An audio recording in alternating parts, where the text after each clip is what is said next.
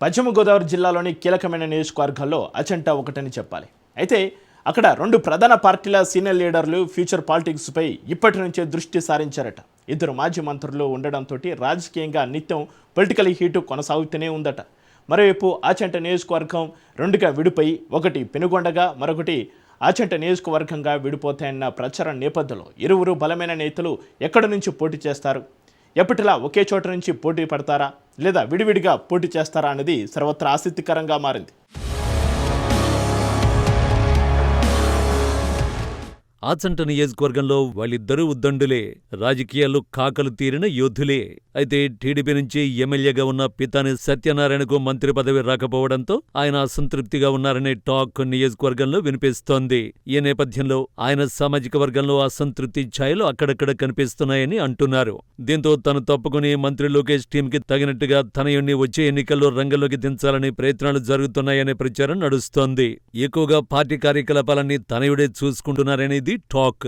మరోవైపు ప్రతిపక్ష వైసీపీకి చెందిన మాజీ మంత్రి చెరుకువాడ శ్రీరంగనాథరాజు నియోజకవర్గంలో నెట్వర్క్ను మరింత బలోపేతం చేసుకోవడంలో బిజీగా ఉన్నారట.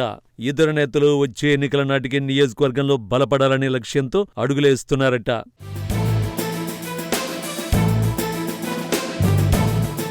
టీడీపీ నుంచి 3 సార్లు గెలిచి గతంలో మంత్రిగా పనిచేసి ఉమ్మడి రాష్ట్రంలో చక్రం తిప్పిన పితాని సత్యనారాయణ వారసుణ్ణి రంగంలోకి దించేందుకు స్కెచ్ వేస్తున్నారట.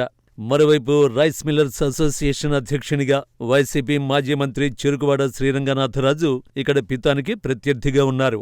అయితే ఇద్దరు సీనియర్ లీడర్లే, ఆర్థికంగా బలమైన వారే అని చెప్పాలి. అయితే ఎమ్మెల్యేగా గెలిచిన పితాని పరిస్థితి ప్రస్తుతం నిప్పుల కుంపటిపై ఉన్నట్టుందని అంటున్నారు.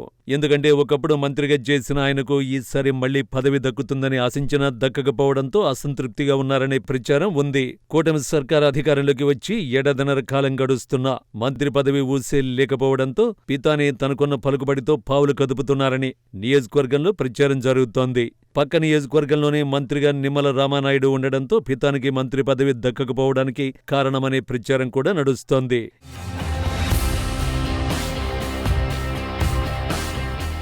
ఇదిలా ఉంటే ఆచంట నియోజకవర్గాన్ని 2 ముక్కలుగా చేస్తారని అంటున్నారు. ఎందుకంటే నియోజకవర్గాల పునర్విభజన జరిగే అవకాశాలు ఉన్నాయి. 2002 రాజ్యాంగ సవరణ ప్రకారం 2026 తర్వాత జనాభా లెక్కల ఆధారంగా ఈ ప్రక్రియ జరగాల్సి ఉంది. అయితే జనాభా గణన ప్రక్రియ ఎంతవరకు వచ్చిందన్నది ప్రశ్నార్థకంగా ఉంది.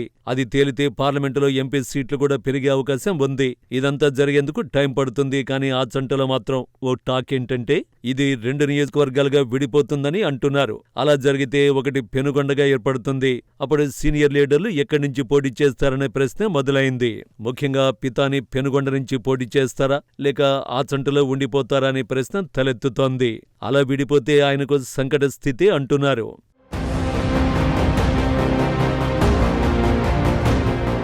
ఇదిలా ఉంటే అధికారంలో ఉన్న కూటమి ప్రభుత్వంలో తెలుగుదేశం నుంచి చంద్రబాబు వారసునిగా మంత్రి లోకేష్ చక్రం తిప్పుతున్నారు. ఇప్పుడు ఆయన యువకులతో ఒక టీంను రెడీ చేసుకుంటున్నారనే సంగతి కూడా తెలిసిందే. అంటే క్రమక్రమంగా చంద్రబాబు సమకాలీనులందరూ షేడవుతున్నట్టే లెక్క. ఈ క్రమంలో సీనియర్గా ఉన్న పితాని పరిస్థితి ఆడకత్తెరలో పోగచెక్కలా మారిందని అంటున్నారు. మరోవైపు మంత్రి పదవి రాకపోవడంతో తన సామాజిక వర్గంలో అసంతృప్తులు పెరిగిపోతున్నాయన్న గుసగుసలు వినిపిస్తున్నాయి. మొన్నటి ఎన్నికల్లో వెనకొండి గెలిపించిన వారందరూ నెమ్మదిగా దూరమవుతున్నారనే టాక్ బహిరంగంగా వినిపిస్తోంది.